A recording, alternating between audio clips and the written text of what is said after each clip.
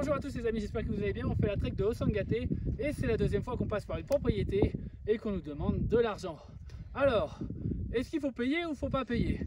Alors normalement on paye un ticket de 10 soles par personne qui passe par des propriétés, d'accord? Mais normalement, justement ces 10 soles c'est pour rémunérer tous les gens qui sont sur le sentier. Et donc les tickets qui vous vendent pour rentrer sur leur propriété, c'est des tickets où il y a marqué Campamento dessus et c'est tout simplement pour vous vendre. Normalement c'est le camping, donc les gens ils ont des campings et ils vous vendent un droit de passage, mais évidemment officiellement c'est un droit de camping. Et ce que vous pouvez voir c'est que on est passé par pas mal de propriétés sur le chemin et aussi on a fait du hors chemin et on est passé par des propriétés. Tous les gens vivent assez pauvrement.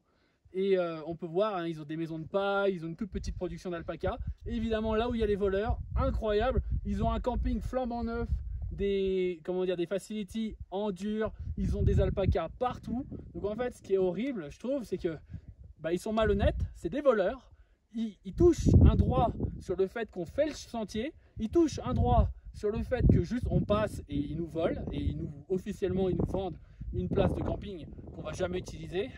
Et en plus du coup ils peuvent s'acheter plein d'alpacas, ils peuvent avoir des campings meilleurs que les autres et du coup en fait quand il va y avoir la vente de la laine d'alpaca, les mecs ils vont arriver avec tellement de volume que ça va faire baisser les prix et tous ceux qui ont des toutes petites productions évidemment ils vont se l'avoir à l'envers. Et donc en fait c'est ça qui est horrible, c'est que nous les touristes, en acceptant de payer ce racket, on est en train de tout simplement écraser les petits producteurs honnêtes et ça c'est horrible je trouve.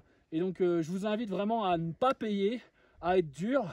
Moi on a croisé un groupe de Français qui, ils étaient 7 Français, ils ont tous payé, ils ont trouvé ça normal.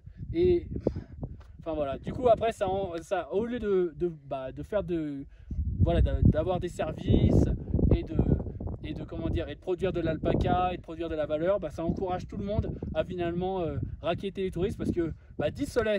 Alors oui, c'est pas grand chose, c'est 2,50 € en France, mais 10 soles c'est un repas. Et donc quand il y a un groupe de 7 Français qui accepte de payer, le mec il vient de payer sa semaine de repas. Et donc je trouve que c'est vraiment, c'est déloyal, ça me dégoûte. Et je sais qu'il y a beaucoup de gens qui font cette trek, ça les dérange pas pour aider la communauté, machin. Mais en fait je pense qu'on fait plus de mal qu'autre chose. Voilà, j'espère que ça vous aura éclairé. Et surtout voilà, vous payez votre ticket pour la trek et ne payez rien d'autre après, à part les campings, si ils sont bien situés et que vous voulez dormir là quoi. Voilà, je vous fais des gros bisous, prenez soin de vous, bon courage.